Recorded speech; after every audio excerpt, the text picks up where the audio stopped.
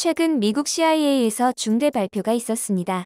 윌리엄 번즈 미국 중앙정보국 국장이 시진핑 중국 국가주석이 2027년 이전에 대만을 침공할 것을 군에 지시했다고 지난 3일 미국 CBS 인터뷰에서 말한 건데요. 이날 CBS에 따르면 번즈 국장은 CIA 창설 75주년을 기념한 인터뷰에서 시 주석은 대만을 확실히 통제하길 원하고 또 무력을 동원하지 않은 대만 통일을 추구한다고 주장하지만 군에 이같이 지시했다고 덧붙였습니다. 그러면서 향후 10년 안에 잠재적으로 갈등이 고조될 위험이 더욱 커졌다고 경고했으며 중국이 10년 내 대만 침공을 강행할 수 있다는 의미로 풀이되고 있는데요. 먼저 세계 각국의 전문가들은 2024년을 디데이로 보고 있었습니다. 2024년은 대만 총통 선거도 예정돼 있지만 미국에서도 차기 대통령을 뽑는 선거가 잡혀있기 때문인데요.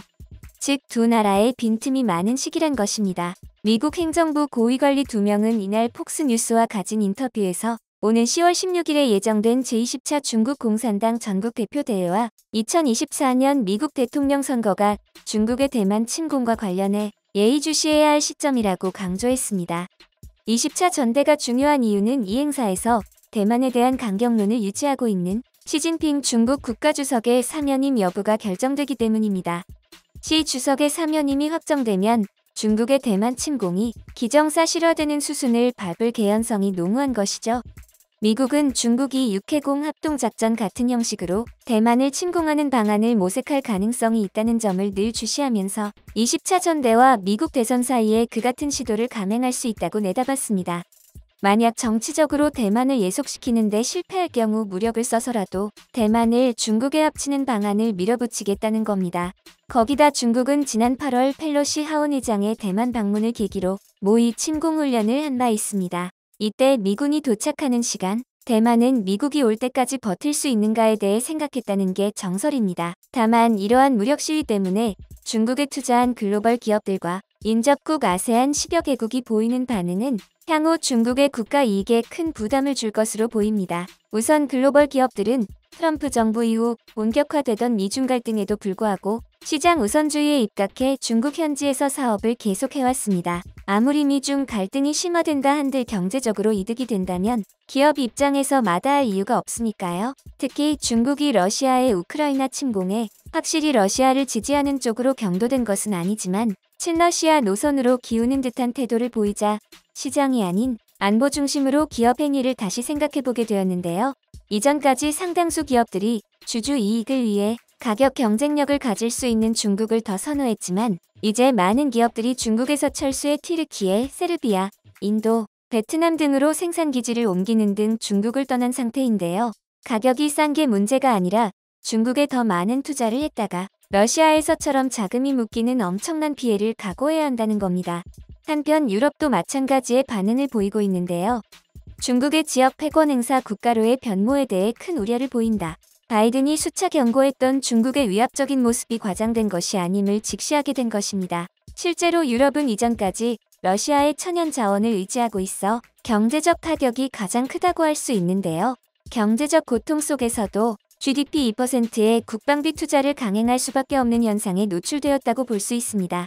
그런 와중 정보력인지 예측인지 모르겠으나 CIA의 국장이나 되는 사람이 공식 행사에서 2027년이라고 콕 집어 언급한 것이죠. 2027년은 현재 대만 안팎에서 중국의 대만 침공 디데이로 거론되고 있습니다.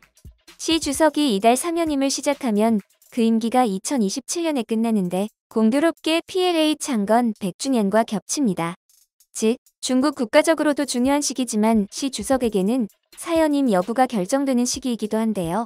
미국 외교 전문지 포린 어페어스는 향후 5년 내 미국은 중국을 억제할 새로운 대응 방안을 마련해야 한다.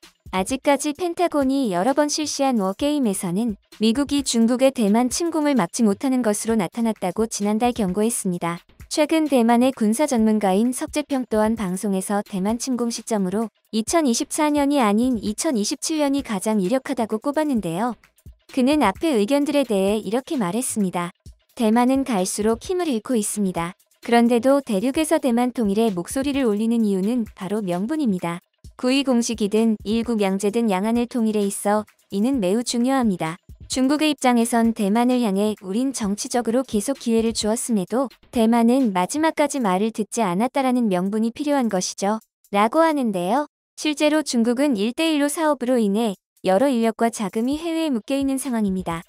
전쟁 시 미국과 다른 우방국들의 참전이 확실시된 지금 중국이 만약 전쟁을 원한다면 이 자금과 인력의 회수가 우선시되어야만 할 것입니다.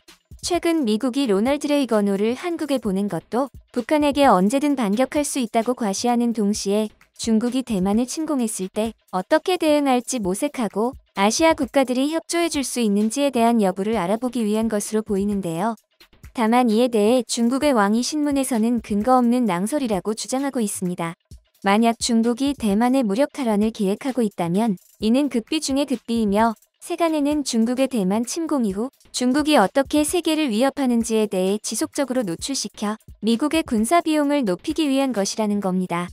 그리고 대만 침공에 대해 언급될 때 같이 언급되는 것은 한국을 비롯한 서방 우호 국가들의 참전 여부입니다. 지난 24일 폴 로케머라 주한 미군 사령관이 중국의 대만 침공을 대비한 비상계획을 준비하고 있다고 밝히면서 주한 미군은 물론 우리 군의 파병 여부가 관심이 모아지고 있는데요. 대만이 침공당했을 경우 한국 정부 차원의 지원 필요성을 우회적으로 언급한 바 있습니다. 지난 19일 한미연구소가 주최한 화상 대담에서 이에 대해 언급되었는데요. 러케머라 사령관은 중국의 대만 침공 시 한국의 역할과 미군의 지원 가능성에 대한 질문을 받고 내 역할은 한반도를 수호하고 동북아 평화와 안정을 유지하는 것이라고 전제하면서도 모든 지도자와 사령관은 그 어떤 상황과 관련해서든 비상계획을 세운다고 말했습니다. 특히 유사시 미국 정부와 의회는 한국의 군사적 지원을 바랄 것이라는 지적에 러케머라 사령관은 그 말에 동의하지 않는 것은 아니지만 사람들은 각자 의견을 가질 권리가 있으며 한국인들이 스스로 결정해야 할 것이라며 한국에 대한 지원을 우회적으로 요청한 것이죠. 하지만 중국이 대만을 공격해도 우리 군의 파병은 쉽지 않을 것으로 보입니다. 통상 국방부가 해외에 파병 부대를 보내기 위해선 우선 파병 동의안을 국회에 제출한 다음 국회에서 통과되면 국무회의 의결로 대통령 재가를 거쳐 최종 결정이 나오는데요. 이는 헌법 제60조 2항의 국회는 선전포고 국군의 외국에 파견 또는 외국 군대에 대한민국 영역 안에서의 주류에 대한 동의권을 가진다라고 명시돼 있기 때문입니다. 즉, 중국이 한국에 선전포고를 하거나 대한민국 국민을 위협하는 게 아니라면 파병에 대한 결정이 쉽지 않다는 것이죠. 다만 재외국민을 본국으로 귀환시키기 위한 군사 파병은 가능한 것입니다. 게다가 우리 옆엔 북한이 있습니다. 주한미군이 대만에 지원을 갈 순 있어도 우리 군을 섣불리 보냈다가 오히려 북한에서 남침하는 상황은 거의 100%라고 할 수 있습니다. 올해도 보도가 난 북한의 미사일 도발은 끊임없이 이어지고 있는데요. 우리 군이 대만을 지원하겠다고 잠깐 자리를 비우면 바로 쳐들어올 준비가 되어 있는 것입니다. 지난 4일에 이어 이틀 만인 6일 또다시 탄도미사일을 발사하며 무력 시위를 이어가고 있는데요. 이날 탄도미사일 발사는 한미 양국의 군사훈련 재개에 따른 반발 성격으로 풀이되고 있습니다. 이는 지난 9월 25일 이후 이날까지 12일 사이 벌써 6번째로 지난 4일에 발사한 화성 12형 추정 중거리 탄도미사일 한 발은 일본 열도 상공을 통과하기도 했죠. 북한 외무성이 관영 매체인 조선중앙통신을 통해 발표한 공보문에서 미국이 조선반도 수역에 항공모함타 격집단을 다시 끌어들여 조선반도와 주변 지역의 정세 안정에 엄중한 위협을 조성하고 있는 데 대하여 주시하고 있다고 로널드 레이건호를 의식하고 있음을 확인한 바 있습니다. 또한 레이건호가 훈련을 마치고 떠났던 지난 30일 북한의 탄도미사일 발사에 대응하기 위해 뱃머리를 돌리기도 했는데요. 심지어 미국의 항공모함이 동선을 노출한 것마저 매우 이례적인 일이라고 할 수 있습니다.